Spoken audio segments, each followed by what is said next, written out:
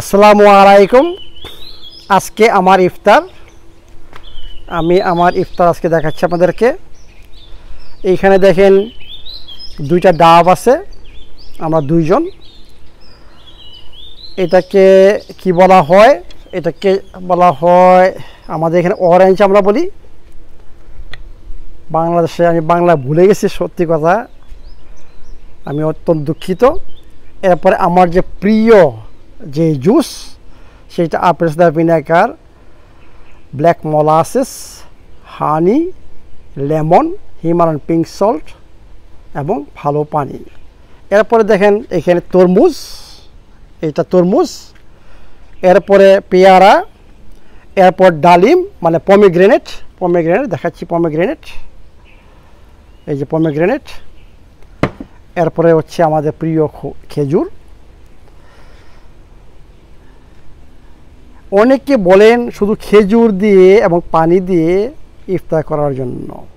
আপনারা জানেন খেজুরটা হচ্ছে ড্রাইড ফ্রুট, ড্রাইড মানে এইটার মধ্যে এনজাইম অলরেডি নাই এবং এইটা অত্যন্ত কনসেন্ট্রেটেড মানে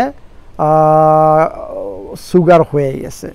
এই জন্য শুধু খেজুর দিয়ে পানি দিয়ে ইফতার করবেন না, এর সাথে আরও কিছু যোগ করেন, অ্যাড করেন, যেটা আমি করতেছি। দেখেন আমার এখানে এনজাইম, আমি বলছি যে ইফতারের সময় আমাদের প্রচুর পরিমাণে এনজাইমের দরকার শরীরে। এই জন্য আপনার সাথে খেজুরের সাথে, খেজুর অত্যন্ত পুষ্টিকর একটা খাবার, অত্যন্ত পুষ্টিকর সত্যিকার অর্থে, কিন্তু এইখানে এনজাইম নষ্ট হয়ে গেছে।